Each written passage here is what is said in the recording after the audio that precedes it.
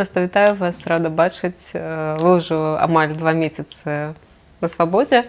Скажыце, калі ласка, якім быў для вас гэты час, чым ён быў напоўнены, што вы паспелі зрабіць, з кім паспелі сустрэцца? Падзяліцеся, калі ласка. Гэта быў вельмі розны час, ён быў сапраўды насычаны вельмі рознымі рэчамі. Гэта першы месяц такі быў дастаткова эйфарыстычны, вельмі радавалася людзям, па якіх я сумавала, і новым знаёмствам, і новым месцам. І гэта было такое зранку да вечара проста бясконцая радасць. І у меня былі чаканні, што пачнецца нейкі спад, і, канешне, спад ужо пачынае адбывацца, і я ўжо больш шырокі спектр пачуццяў у сваё жыццё пусціла, але гэта ўсё роўна вельмі важны досвед, вось такі адаптацыйны. Я адчуваю вельмі шмат падтрымкі, вельмі шмат удзячнасці. І былі важныя сустрэчы. Я пакуль не моцна включаюсь нейкія працоўныя, можа быць, працэсы, але, напрыклад, я наведала мясцовую арганізацыю Amnesty International, менавіта іх варшаўскі офіс, і было вельмі цёплая сустрэча з людзьмі, якія шмат гадоў выступалі за маё вызваленне, нават не ведаючы мяне асабіста, і вельмі шмат распавядаюць пра беларускіх палізняволеных. І я вельмі ўражана тым, наколькі в Польшы звычайныя людзі ведаюць пра сітуацыю ў Беларусі, ведаюць пра нас, і дастаткова добра да нас ставіцца. Я гэтага сапраўды не чакала. І вось гэты ўзровень інфармавання, у тым ліку, звязаны і з іх актыўнымі кампаніямі. І таму мне вельмі хочацца зараз ім таксама аддзячыць і падтрымліваць, і дапамагаць ім вось з гэтым інфармаваннем і патрабаваннем вызвалення іншых палізняволеных. Скажыце, калі ласка, ці чакалі вы вызвалення? Ці гэта было для вас нейкай поўнай нечаканасці? Вось якая была атмасфера перад вашым вызваленнем? Ну, тут у мяне некалькі адказаў, што гэта адбудзецца 19 сакавіка, я, безумоўна, не чакала. То бок я разумела, што да мяне спецыфічнае стаўленне, я прайшла праз паўгода ПКТ, і калі выйшла з ПКТ 23 студзеня 26 года, мае все сяброўкі былі вельмі аптымістычныя. Яны былі ўпэўнены, што вось-вось у бліжэйшы час нас пачнуць вызваляць, і нават тыя, ад каго я не чакала, вось былі гэтым на ўзрушанасці на пад'ёме, іх вельмі парадавалі і ўсцешылі вызваленне ў снежні, і яны чакалі, што вось-вось штосьці адбудзецца. І пры гэтым там у лютым з'язджае ўжо Каця Андрэева з калоніі, потым мы высвятляем, што нам амерыканцы, што яе не вызвалілі, і мы чакалі, што вось-вось штосьці адбудзецца, але пры гэтым у мяне было адчуванне, што это не будзе датычна мяне. Ну, у меня была такая вялікая радасць сустрэчы з людзьмі пасля выхада з ПКТ, таму што паўгады у самотным зняволенні гэта вельмі цяжкая рэч, і мне ўжо было дастаткова радавацца людзям, якіх я бачыла, і таму я казала: добра, ідзіце, я пакуль пачакаю. Я разумела, што в нейкай перспектыве маё вызваленне адбудзецца, таму што адзінае тлумачэнне майму вось гэтаму зняволенню ў ПКТ, якое мы прыдумалі з Марфай Рабковай, оно гучала пра тое, што гэта нейкае пінанне на развітанне. І іншых тлумачэнняў у нас, в прынцыпе, больш не было, і было зразумела, што нейкі перыяд адбудзецца, але я ўсё ж такі думала, што гэта будзе пазней, што зараз будзе вызваленне там у лютым, у сакавіку. Мы ведалі пра перамовы 19-20 сакавіка, чакалі нейкія зрухі ў гэтай даты, але тое, што вырашыць вызваліць астатніх праваабаронцаў, які заставаліся, для мяне, канешне, это было пэўным сюрпрызам. А ў які момант вы зразумелі, што вось справа ўсё ж такі ідзе да вызвалення? Ну, мне словамі ніхто ні разу не прагаварыў. І нам увесь маршрут, то бок я ведаю, што вось досвед тых, хто знаходзіўся на турэмным рэжыме ў Магілёве, іх там з вечара яшчэ вывадавалі, сказалі, што вось там вас будуць вызваляць, вы не будзеце вяртацца, там не выбежыце з мяжы, как бы яны баяцца гэтага, гэта звязана з Мікалаем Статкевічам, але у нас такого не было. Ну, то бок было такое, што да мяне падышла адна, ну, мы звычайна, калі працуем пасля фабрыкі, ідзем з кімсьці, там, пакуль будуемся, размаўляем, вось адна палізняволеная мне па дарозе распавядае пра тое, што вось ты не была ў снежні, а асноўныя рухі пачынаюцца за дзень да вызвалення, і гэта 17 сакавіка, і яна кажа: вось паколькі перамовы з 19-го, мы чакаем, што заўтра штосьці ў калоніі будзе адбывацца. Я кажу: поспехаў, чакайце, я буду рада, калі вы все пасыходзіце. Ну, как бы, вось я так адказваю, в гэты момант мяне выклікаюць і кажуць: ці пад штаб. І я стою пад штабам, і мяне выклікае супрацоўнік адміністрацыі. У нас адбываецца такая, ну, дзяжурная размова без асаблівых акцэсаў, ну, то бок так, як мы апошнія часы з ім размаўлялі прыблізна. І адзінае, што мяне здзівіла у яго размове, он сказаў на развітанні, што я яшчэ выклікаю вас заўтра. І я такая, навошта? Ён мне не смог патлумачыць, навошта не захацеў. І я іду, выходжу з штаба і думаю, так, можа быць, гэта яно, можа быць, штосьці сапраўды пачынаецца, але словамі ніхто дакладна не прагаворываў, і частка маёй свядомасці ўсё ж такі блакавала гэта, да? Тому я вельмі роўна гэта ўспрыняла. Ну, нейкая дзёркасць, безумоўна, ва мне прачнулася, але гэта было такое яшчэ непраяўленае. Але праз 3 гадзіны мне спыніла яшчэ адна дзяўчына, і яна сказала, што ніхто не павінен ведаць, але ў іх суперсакрэтная інфармацыя, што мяне і Марфу Рабкова назаўтра знялі з фабрыкі.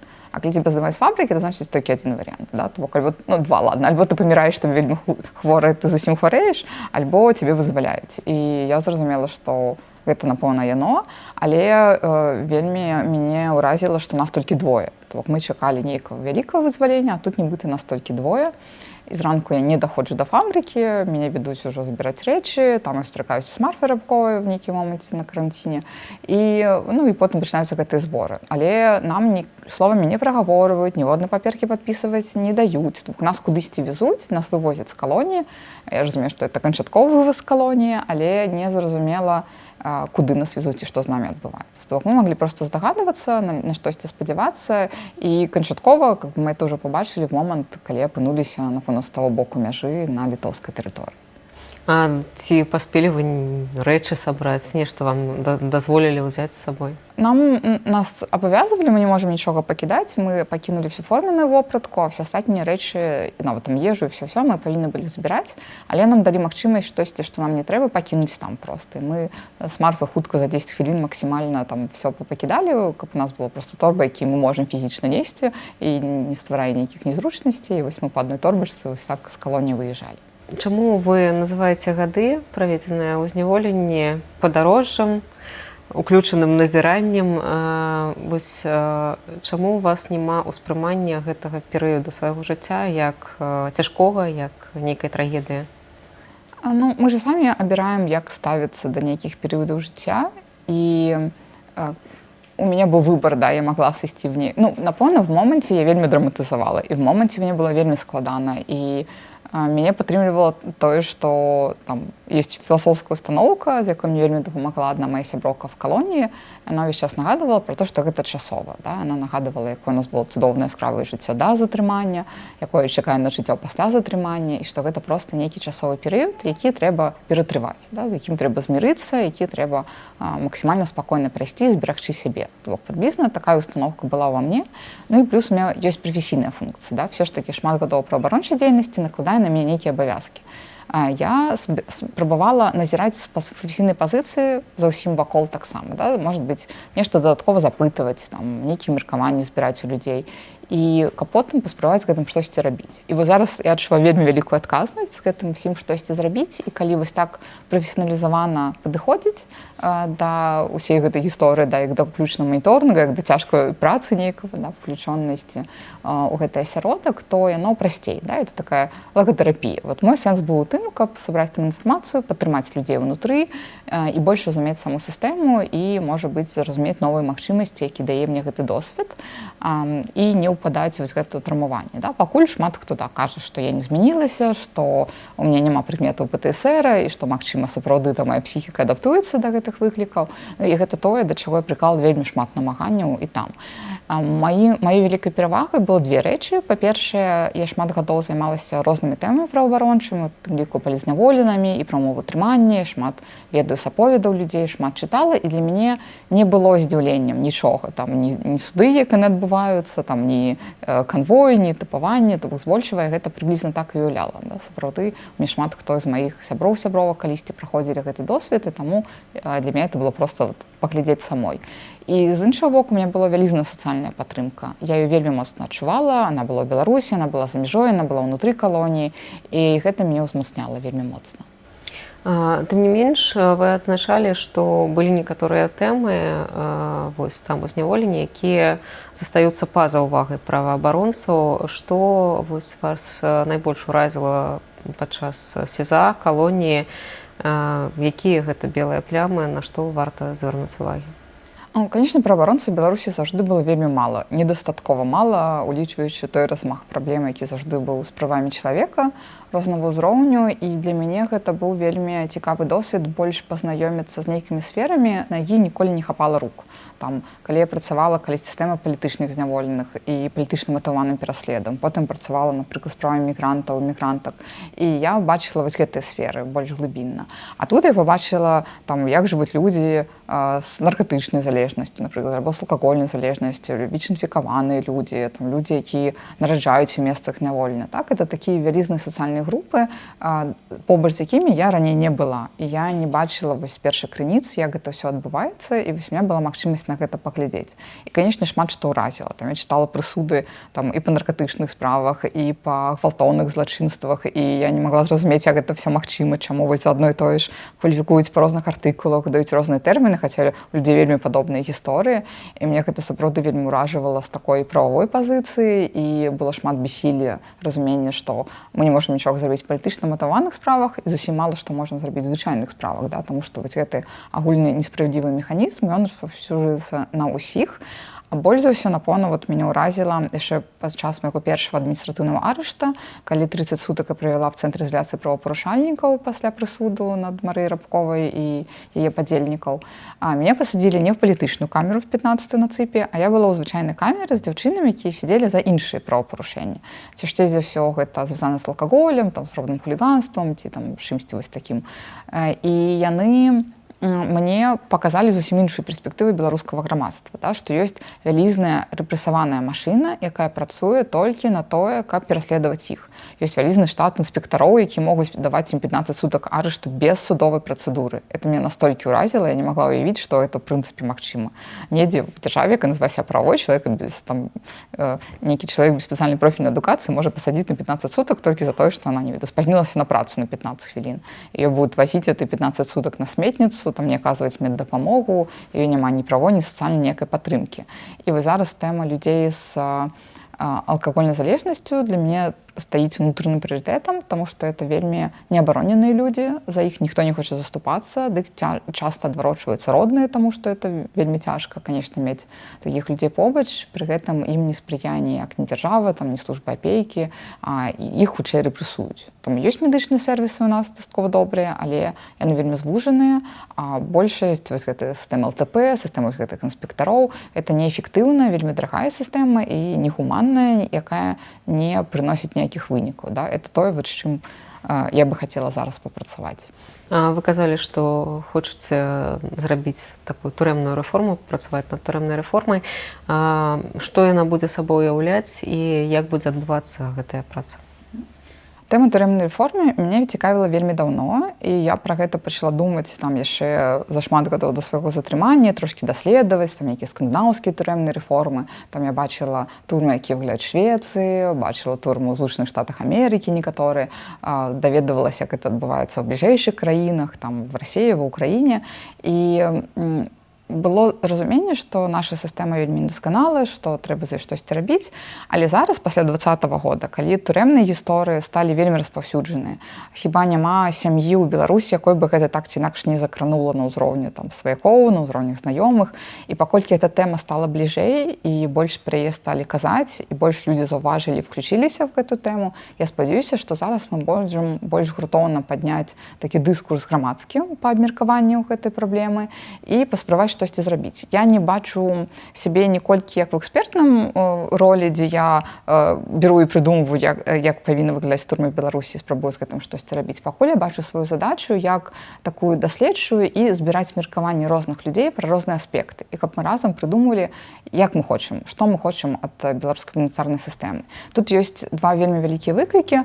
Першы выклік зразумець, да чаго мы хочам прыйсці, таму што варыянты два. Альбо мы можам зрабіць так, каб беларускія турмы адпавядалі міжнародным стандартам правоў чалавека, чаго зараз няма, то бок каб яны фармальна выконвалі там 2 квадратных метра на чалавека, адзіночнае зняволенне больш за 15 сутак, інакш гэта катаванне, там нармальныя антыдыскрымінацыйныя нормы, нармальная умова ўтрымання, каб вось пад нейкія такія стандарты падводзіць, гэта адзін шлях, да, і это вось праца па гэтым. А ёсць іншы шлях, мы можам падумаць, может быть, мы хочам адны з самых эфектыўных і гуманных турэмных сістэм, может быть, мы хочам яшчэ штосьці лепшае, может быть, мы хочам добры прыклад зрабіць і для іншых краін, для ўсяго рэгіёна, і гэта зусім іншая задача, да? І яны адну не выключаюць, то бок і стандарты прававыя мы мусім нейкія выконваць, і пры гэтым падумаць, што мы можам прывнесці яшчэ лепшае. І таму я бы хацела шукаць вось гэты добрыя практыкі, добрыя прыклады, і вельмі хацела сабраць меркаванне з розных людзей, з розных сфераў, может быть, хтосьці працаваў в сістэме, хтосьці праходзіў на сваім досведзе, хтосьці там спецыялізуецца па працы залежнасцямі з тымі ж, да? І больш працаваць з першапрычынай. І вялізны выклік турэмнай рэформы в тым, што нельга взяць, памяняць толькі, напрыклад, калоніі, там, ці нельга памяняць толькі ізалятары часовага ўтрымання. Там, да? Гэта вельмі комплексная праблема. То бок тут трэба мяняць падыходы следства, трэба мяняць судовую сістэму, да? Она вельмі шмат чым пераскрыжоўваецца, і таму это вельмі такая глобальная вялікая задача на некалькі гадоў. Але я хочу падрыхтавацца, што в момант, калі Беларусь як дзяржава будзе гатова і захоча штосьці змяніць радыкальна ў гэтай сферы, каб у нас было гатовай напрацоўкі. З чаго мы пачынаем? Што вось першы крок, там, напрыклад, мы мяняем заканадаўства такое, там пераглядаем крымінальны кодекс, шмат што дэкрыміналізуем, шмат дзе там памяншаем санкцыі, альтэрнатыўныя віды пакарання, ну вось да прыкладу, да? І каб у нас гэтыя напрацоўкі з улікам розных меркаванняў, розных досведаў і падыходаў ужо былі. Мне спадабалася, цікавая падалася думка, якую вы выказалі ў інтэрв'ю Кацярыне Андрэевай. Вы казалі, што окей, там, ну, вось беларускія ўлады паводзяць сябе нейкім чынам, але гэта павінна быць прапісана. Вось маглі б вы крыху расказаць пра гэты свой тэзіс? Я вельмі люблю права як інструмент. Я шмат расчароўвалася ў такіх падыходах у свой час, калі вывучалася там в юрыдычным каледжы яшчэ, першы раз сутыкнулася судовай сістэмай Беларусі. І мне вельмі хочацца, каб законы Беларусі былі прававымі з аднаго боку, а з іншага боку, калі мы глядзім на заканадаўства як на нейкую працэдуру, як на правілы, які всем зразумелы, які аднолькава для ўсіх працуюць, і прынамсі мы разумеем часам, што вот ёсць праблема в заканадаўстве.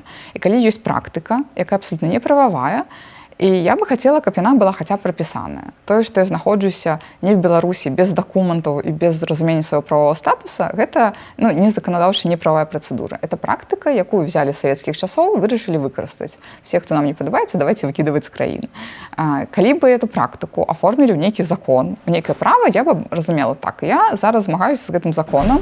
Я хочу давесці, в чым ён не прававы, в чым ён адпавядае там нашым міжнародным абавязкам у галіне правоў чалавека, і я магу штосьці рабіць. Калі мы знаходзімся проста на ўзроўні неправавой практыкі, то гэта значна складаней. І я бы вельмі хацела, каб мы навучыліся, вводзілі гэту прававую культуру в Беларусі. Так? І калі Беларусь адпісвалася ад нейкіх міжнародных канвенцый, які яна ўжо не выконвала апошнія часы, я была толькі радая, да? То бок это пра-шырую пазіцыю, што мы вось гэта не хочам і не гатовы выконваць. І я такая, окей, значыць, моя задача будзе нагадваць вам, каб вы в нейкі момант захацелі і зрабілі гэта. І я бы хацела, каб тое, што са мной адбываецца з іншымі людзьмі, оно адбывалася хаця па працэдуры. Вот, напрыклад, утрыманне на штрафных ізалятарах, оно жудаснае, оно бесчалавечнае, но это сапраўды па прапісаны в заканадаўстве працэдуры. І я разумею, што так, зараз трэба прыйсці, паглядзець крымінальны выканаўчы кодекс, паглядзець правила ўнутранога распарадку і змяніць іх так, каб эта працэдура была там больш гуманная, больш адпавядала міжнародным стандартам. Да? Я бачу выклік, я бачу, з чым працаваць. А вось гэтыя неправавыя практыкі мне вельмі не падабаюцца, і я заклікаю тым, каб яны все ж таки хаця б былі недзе прапісаны ў любым выглядзе. Калі вы абыякава ставіцеся за сваіх міжнародных абавязкаў неправого чалавека, так што вам замінае, там, не ведаю, напісаць указ прэзідэнта, дзе будзе прапісана працэдура адабрання грамадзянства, адабрання маёмасці, вот гэтых выдварэнняў. Просто прапішыце это в любым выглядзе, а потым будзем з гэтым разбірацца. Вось таму мне бы вельмі хацелася правой пэўнасці, да? Нават калі эта пазіцыя вось такая, якая шмат каму не падабаецца, але агучце яе в правым выглядзе, а не толькі в нейкай незразумелай практыцы. Зараз большасць беларускіх праваабаронцаў аказаліся ў экзайле за мяжой. Чым яны могуць дапамагчы беларусам, якія застаюцца ў краіне? Увогуле, у чым зараз роля беларускай праваабарончай супольнасці? Ну, праваабаронцы это ўвогуле хто? Да? Это людзі, якія, мне падабаецца вобраз шыта. Да? Это шыт, які абараняе людзей ад нейкае самавольства, ад моцнай дзяржавы, моцнай улады. Да? Таму што ўлада ёсць вельмі шмат гвалтоўных панамоцтваў, у іх ёсць магчымасць ужывання гвалта, там, абмежаванняў да людзей, і маленькі чалавечак, звычайна, не можа гэтаму супрацьстаяць. І вось правы чалавека ў свой час пасля Другой сусветнай вайны былі прыдуманы як шчыт, які будзе імкнуцца абараняць гэтага маленькага чалавечка з магчымасцямі, што нават чалавечак, калі не можа знайсці абарону на нацыянальным узроўні, можа звярнуцца кудысьці нават на міжнародны. І зараз атрымліваецца так, што мы працавалі ў два напрамкі. Да? Бок, з аднаго боку, мы заўжды збіралі інфармацыю ад людзей, зразумець, там, што не так, і прыходзілі да органаў улады і казалі, вось тут не так, калі ласка, мы вам прапановваем вось гэтыя міжнародныя абавязкі выконваць палепш. Там, альбо вось тут малайцы, вось тут вы добра зрабілі. І наша задача была такая двухбаковая. І плюс там в некаторых выпадках мы вымушаны былі на міжнародным узроўні праводзіць адвакатаванне, пісаць нейкія даклады, звяртацца і падсвечваць, якія ёсць праблемы. Да? У той момант, калі на ўзроўні нацыянальным нас не чулі. І гэта все было ў межах вельмі прадугледжаных правых працэдур. І в нейкі момант нас трывалі, как бы, з намі пагаджаліся, там нас нават кудысьці запрашалі, а потым сказалі, што не, вы ворагі, вы павінны з'ехаць, сесть в турму, там, што заўгодна, так, і все нашы арганізацыі зачынілі. І гэта пазіцыя дзяржавы, якая змянілася на той момант, і паколькі мы знаходзімся за мяжой, у нас вельмі складана вось гэта частка кантакта з дзяржавай, з уладай, пра тое, што вот варта, может быть, палепшаць вось тут, і вы тады будзеце гуманней, правачалавечней, у вас будзе лепш імідж міжнародны. Да? Вось гэты канал, ён нібыта згублены. І зараз, калі я думаю пра тыя праблемы, якія мяне турбуюць, я ўвесь час в галаве так, першае, што зрабіць, напісаць зварот. Ага, ад каго мне пісаць зварот? А як мне его даслаць? А ці адкажуць, калі я за мяжой? І вось гэтыя пытанні зараз для мяне сталі сапраўднымі такімі ключавымі праблемнымі, і у мяне няма адназначнага адказу, як гэта рабіць, але все ж таки я хачу, я все еще наивно, я недавно же в Беларуси только выехала зусім, и мне все еще наивно хочется захаваць эту сувязь, и я верю, что гэты контакт, гэта ўзаемадзеянне, магчымасць хаця б будзе, да, што хаця б хоць нейкія прапановы па асобных кейсах, па невялічкіх хаця б праблемах можна паспрабаваць зрабіць. Да, і я буду сапраўды накіроўваць шмат якіх зваротаў і глядзець рэакцыю на іх. Вы адзначаеце, што праваабаронцы павінны быць па-за палітыкай. Ці магчыма гэта сёння ў Беларусі у экзайле? Ну, гэта такая вельмі працяглая праблема, калі ў грамадскім меркаванні, у тым ліку намаганнямі дзяржавы, часта нас вельмі прыядноўвалі да нейкіх апазіцыйных рухаў, што глядзіце, нас крытыкуюць, значыць, яны ў апазіцыі. Нам заўжды, для мяне было асабіста вельмі важна падзяляць, да, і казаць, што я працую там не камерцыйным сектары, я вырашаю грамадскія праблемы, і мне ўсё роўна, хто на месца тых, хто прымае рашэнне. Да, мне трэба, каб яны не парушалі правы чалавека. Няма ідэальных дзяржаў, які не парушаюць, няма ідэальных уладаў, які не парушаюць. Гэта заўжды людзі, заўжды чалавечы фактар, заўжды практыкі, заўжды, может быть, эканамічныя прыярытэты больш, чым чалавечныя, і таму наша задача была заўжды там вяртаць і падсвечваць гэтыя праблемы. І мне было вельмі важна вось гэты незалежны фактар адстойваць. І мы казалі, там, чаму праваабаронцы не палітыкі, нашых там семінарах праў чалавека на пальцах мы гэты тэзіс асобна падсвечвалі, да, і казалі, што таму што наша функцыя быць шчытом, да, мы незалежныя, мы не выказваем ніякіх палітычных перавагаў, в тым сэнсе, што нам не важна, хто там прымае рашэнне, не прынцыпова, да, нам важна, каб нас чулі і каб гэты канал паляпшэння абароны правоў чалавека ён працаваў, да, таму што дзяржава абавязана гарантаваць правы чалавека, там рэалізоўваць правы чалавека і ствараць неабходныя умовы для рэалізацыі правоў чалавека. А калі, ну, гэта, калі нас припісваюць да нейкай пазіцыі, то адпаведна нас не ўспрымаюць як экспертную некую нашу функцию, да, и не зусім до нас могуць напрост прослухоўвацца, і мы спрабавалі адстойваць, да, вось гэту незалежнасць в сектары.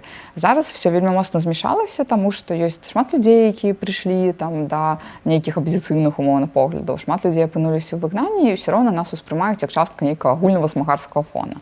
І я ўнутрана не магу з гэтым пагадзіцца. Ўсё роўна я сябе ўспрымаю як функцыя, да, то бок у меня няма сапраўды ніякіх палітычных пераваг, я вельмі апалітычная, але пры гэтым мне вельмі важна як функцыі выконваць вот свае задачы, якія перад сабой стаўлю. І калі б мяне ўспрымалі як нейкую незалежную экспертку в этой галіне і не припісывалі мяне да нейкіх груп там палітычных умоўнаў, мне бы было значна больш комфортнее і спакойней гэта рабіць. Вы звяртаючыся да вашага зняволення, што вас падтрымлівала ў гэты час? Ці хто вас падтрымліваў? Ну, я ўжо трошкі казала, што хутчэй хто, да, мы сыходзім ад людзей, таму што нават матэрыяльныя рэчы, якіх не хапала, там перадачы, это вельмі важна, гэта суперпатрымка, але праз гэтыя рэчы ўсё роўна мы адчуваем цеплыню людзей, да, цеплыню нейкай любові да нас, да, нейкай вось такой праактыўнай клопату, да, і магчымасці. Але людзі важней для мяне заўжды былі, і мяне вельмі падтрымлівалі людзі там унутры, я знайшла вельмі блізкіх сябровак, вельмі дарагіх людзей, з якімі я спадзяюся працягваць сябраваць і па вызваленні, і зараз траціна маіх кантактаў гэта тыя, з кім я была на розных статыях, там альбо ў ЦІПе, альбо ў калоніі, альбо в СІЗА, і гэта людзі, з якімі я хачу працягваць кантакты, может быть, разам штосьці рабіць. І былі людзі звонку. Канешне, я атрымлівала толькі зусім маленечкую частку ад іх прывітанняў, там нейкіх рэчаў праз перадачку, хоць штосьці, але разумела, што за гэтай невялічкай часткай ёсць вялізная колькасць людзей, да, якія памятаюць пра мяне, якія там хочуць майго вызвалення, якія хочуць мяне падтрымаць, і я ўвесь час сабе пра гэта нагадывала. І гэта мяне вельмі падтрымлівала. Нас часам спрабавалі пераканаць, што там пра вас все забыліся, але я заўжды ведала, што гэта не так, што гэта немагчыма. І гэта дадавала ўстойлівасці і ўпэўненасці нават у сабе.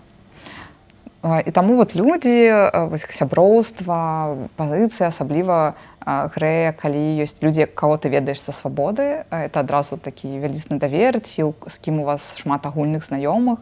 І такія людзі там былі. Там, напрыклад, з Марфай Рабковай той жа я была знаёма да затрымання, і, канешне, наша сяброўства толькі ўзмацнілася там, нягледзячы на тое, што былі намаганні нас разругаць, да, у іх нічога не атрымалася. І тое ж самае там з Кацяй Андрэевай мы былі знаёмы, да, і зараз мне значна прасцей таксама з ёй кантактаваць, праз тое, што мы былі знаёмы, да, падчас і пасля, да, гэта стварае зусім іншы жыццёвы досвед і сувязі паміж людзьмі. Вы таксама казалі, што знаходзілі нейкую апору ў тым, што самі дапамагалі людзям. Вось як мець гэты рэсурс, каб у тых умовах яшчэ дапамагаць камусьці? Дзе ўзяць гэты рэсурс? Ну, у нас увесь час жа шмат складанасцей было сваіх унутраных, у нас вельмі шмат патрэбаў уласных незакрытых, і магчымасць пераключыцца на іншых людзей, дапамагчы іншым і тым, каму яшчэ цяжэйшы горш, магчыма, это, ну, для мяне была стратэгія. Да, то бок, замест таго, каб сесці і перажываць, што мне так кепска, мне так не хапае там маіх сябровак, там яшчэ кагосьці, я магла сесть побач там да дзяўчыны, у которой засталіся дома дзеці, па которых яна перажывала, і проста паслухаць, нават пасядзець побач, яна будзе пра іх прыгадваць, яна можа паплакаць побач са мной, вот спусціць нейкія свае перажыванні за кошт гэтага. Мы рабілі такое нават. У маім другім атрядзе таксама некаторы час, потым это прыбралі, было мягкае крэсла. То бок мы звычайна сядзім на цвёрдых паверхнасцях, а вось там было гэта старое крэсла, і мы называлі это крэсла-тэрапіі. Там я побач сідала з ёй на табурэтачку, она сідала на крэсла, і так штосьці вот такое распавядала, можа, пра свае перажыванні дня, пра штосьці, пра ліст, пра нейкія ўспаміны, там магла паплакаць, мы маглі пасмяяцца. І вось гэтых там на 15-20 хвілін увечары яны задавалі вельмі рэсурснасць і, ну, сапраўды давалі прастору вот дастаць сябе гэтай праблемнай рэчы. То бок гэта такая хуткая крызісная псіхатэрапія ў нейкім сэнсе, так, узаемапатрымка, і гэта вельмі важнае.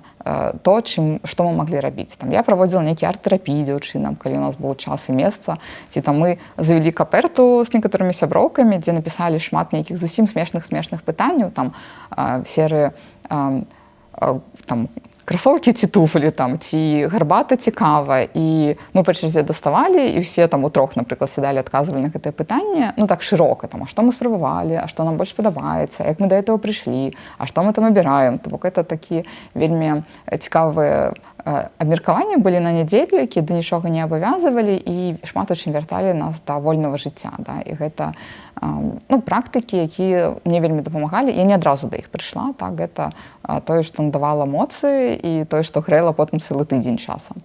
Канешне, калі была в ПКТ, з гэтым было вельмі складана, таму што я зразумела, што вось гэта падтрымка іншых людзей, гэта частка майго сэнсу, да? Таго, што я там раблю і навошта я там.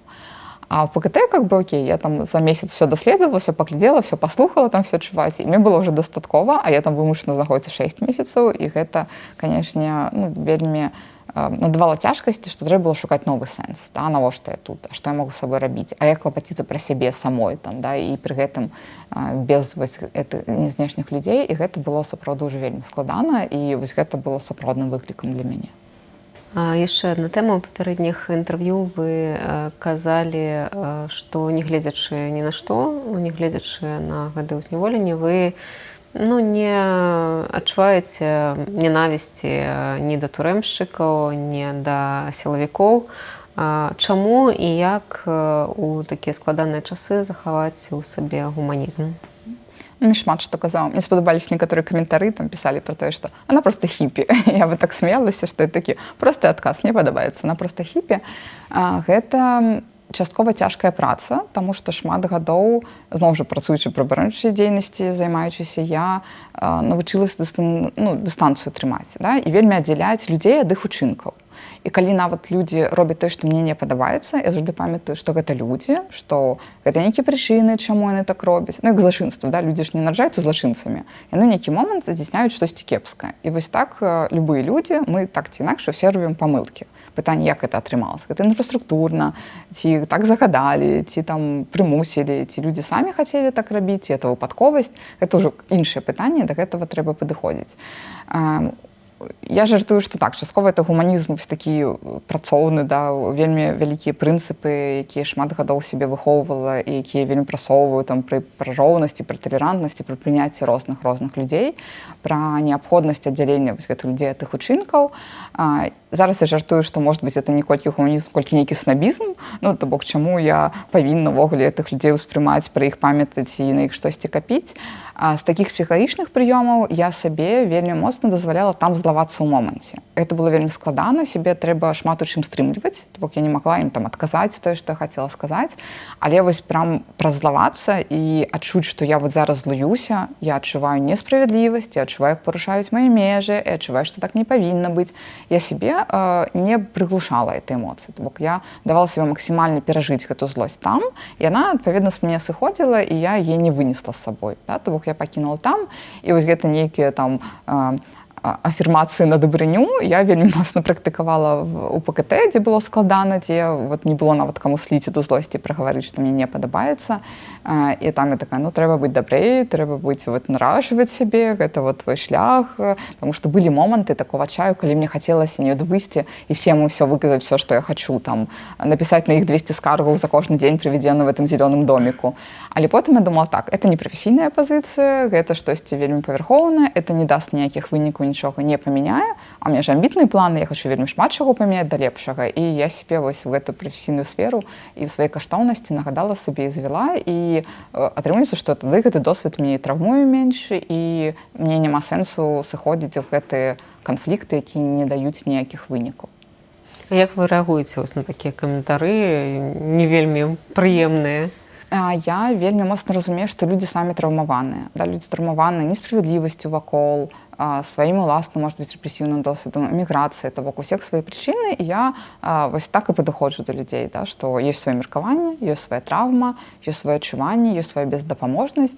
Я магу людзям толькі прапанаваць нейкія праактыўныя дзеянні, што мне падаецца можна в этой сітуацыі рабіць, ці нейкія, можа быць, правда, па самаклопаце, але я сама зноў жа не траўмуюсь гэтым, да, то бок гэта іх меркаванне.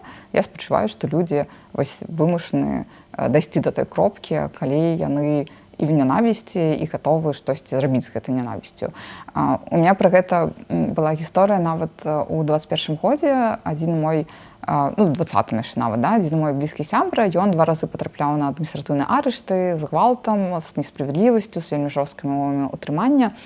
І я памятаю, што у нас была спрэчка з ім пасля, он выходзіў, казаў, я вось зараз хачу вот знайсці эту суддзю, я бы сам там яе збіў, і мапаўцаў бы знайшоў збіў, то бок у яго было шмат агрэсіі гвалтоўнай, і я казала, што не, ну глядзі, само суды, это же вельмі кепска. То уяві, калі кожны чалавек, который штосьці не падабаюцца, абіраюць вось такі гвалтоўны шлях, у што мы ператворымся, што гэта не выйсце, што так не павінна быць. І потым там моя псіхатэрапевтка казала, чаму ты там вот замест того, каб атрымаць сваіх сябра, просто паслухаць, пачала з ім спрачацца, да, што это неправільна. І я зразумела, што каштоўнасці для мяне ў гэты момант, на жаль, важней нават, чым вось такое сяброўства умоўна, да, таму што гэта тое, чаго я не магу адмовіцца. Калі я абіраю прынцыпова не гвалтоўныя, прынцыпова прававыя метады, да, то адпаведна я не магу прапанаваць гвалтоўную альтэрнатыву ніколі, да, і не магу яе падтрымаць, і гэта, ну, мой светапоглядны такі каштоўнасны выбар, да. І таму мне вельмі шкада, што у нас няма гэтай дыскусіі пра траўму, да, такой, может быть, дастаткова публічнай. Может быть, яна ёсць, я яшчэ просто не паспела яе заўважыць, але адчуць гэта в сабе і трансфармаваць гэта, да, ў штосьці больш такое стваральнае, да, у штосьці больш добрае, у штосьці больш выніковае, можа быць. Гэта, мне падаецца, адказнасць ужо кожнага і кожнай. Як вы лічыце, ці змогуць беларусы пражыць гэтую траўму, ператварыць яе сапраўды ў нешта больш стваральнае? Ну, калі мы возьмем гістарычнае, у нас же кажуць пра то, што беларусы такія цярпілыя, да, што мы там шмат што трываем і нічога з гэтым не робім. І наш гістарычны досвед, ён вельмі сумны, таму што нас же рэпрэсавалі вельмі шмат. Мы возьмем там часы, ну, там была стальная несправядлівасць заўжды, там, і пры феадальным ладзе, там, і пры ВКЛ, і пры Рэчы Паспалітай заўжды былі групы людзей, якія пакутавалі ад несправядлівага стаўлення, да. Потым, калі мы возьмем савецкія рэпрэсіі, самае яскравае, што было не так даўно, якія адбываліся 100 гадоў таму. І досвед там калектывізацыі гвалтоўнай, і высылкі ў Сібір, там, і ссылкі па палітычных матывах. І все мы это уже праходзілі, да, і забойствы там 37-38 года вельмі вялізныя масавыя, там все памятаем на Куропаты. І што мы зрабілі з гэтым досведам? То бок, на жаль, мы не перажылі его дастаткова, так, там праз суды рэабілітавалі некаторых людзей, там, але рэабілітуюць тых, хто незаконна быў асуджаны. А тых, хто гэта рабіў, дагэтуль как бы нічога не адбылося. І калі вось гэты дыскурс падымаецца, а што рабіць з тымі, кого мы зараз, да, з людзьмі, якія там ужываюць катаванні, якія там штосьці іншым робяць, і як павінна выглядаць мадэль, ну, у мяне няма адназначнага адказу. Да, я разумею, што мы тады, у нас няма этого досведу, да, у нас няма досведу прававого там, і нейкага грамадскага перасэнсавання вось гэтага канфлікта, да, паміж там дзяржавай людзі, і шляхоў вельмі шмат, да, і што далей будзе адбывацца, я не ведаю, да, это тое, на што мне яшчэ няма адказу. Але хаця б прынцыпова вырашыць, што мы не хочам быць сітуацыяй гвалту, да, што мы, як людзі, можам на сваім узроўні зрабіць для гэтага, да, што у чым мы можам быць абаронены і што мы можам каштоўнасць набіраць, это тое, да чаго мы можам уже на індывідуальным узроўні прыходзіць, і гэта даст вялізны эфект на ўсё грамадства, мне падаецца. Пасля вашага затрымання на волі заставаўся ваш сабака Эрык. І гэта была вельмі кранальная гісторыя, як вы напісалі яму ліст, ён таксама быў апублікаваны на Deutsche Welle. Ці пабачыліся вы з ім і як ён цяпер жыве, што з ім адбываецца? Ну, наша гісторыя з Эрыкам такая, што я взяла яго з прытулку ў свой час, і я адчувала вялікую адказнасць, што вот там пёс з сумным досведам, там, он год прабыў в прытулку, і хацела стварыць ему нармалёвае нейкае жыццё.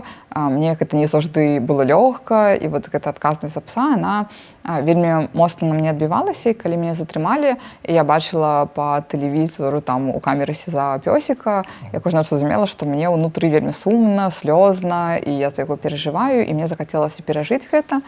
І вось гэты ліст для мяне была спроба дастаць сябе вось гэту сумную частку перажываючую. І я памятаю, што там нейкую ноч мне не вельмі спалося, а дзяўчыны ў камеры паснулі, я дастала проста паперу с асадкай, стала пісаць яму гэты ліст. Я пачынаю плакаць, і там сам арыгінал ліста был в плямах ва ўсім, і я ўжо на раніцу в такім нармальным рэсурсным стане яго перапісала, і была магчымасць тады гэта даслаць без цэнзуры адзін раз.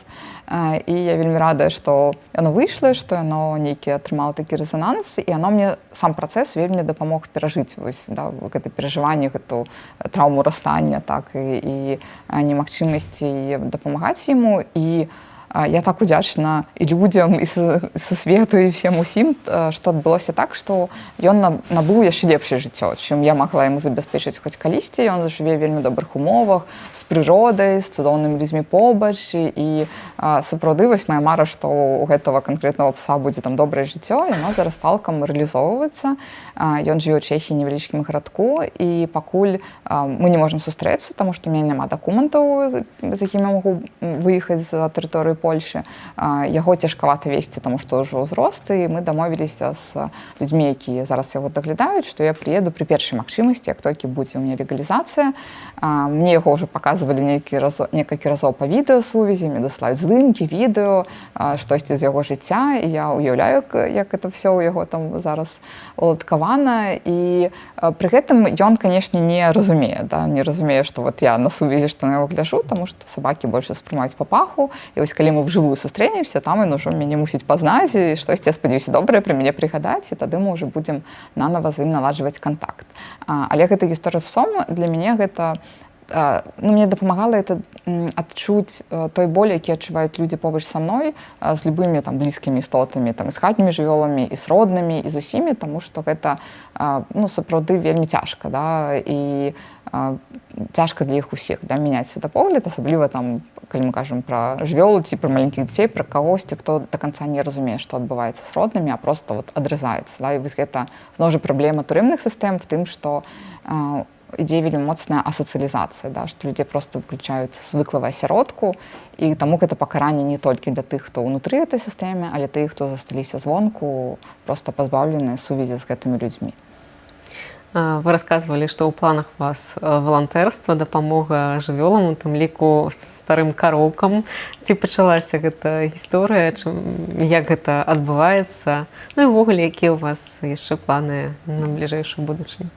Ну, пра карову гісторыя такая, што я так трошкі шырэй, чым пра правы чалавека, мне хутчэй бліжэй нават падыход сацыяльнай экалогіі, ёсць такі падыход, і я веганіла шмат гадоў па этычных экалагічных пазіцыях, і калі я патрапіла ў калонію, там мне стала зразумела, што я вельмі цяжка сарганізаваць сабе дастатковую падтрымку харчавання, і я там пачала есці зранку малочнай кашы, які нам давалі в сталовую на сніданку, і мяне гэта вельмі моцна псіхалагічна дабівала, да, што вось я вымушана адаптоўвацца такім чынам, і я себе придумала такую падтрымку, што я выйду, абавязкова кампенсую кароўкам там што-небудзь добрае для іх зраблю, і вось гэта магчымасць павалантэрыць з імі для мяне зараз будзе вось гэтай кропкай кампенсацыі, да, за гэтыя там 2,5 гады.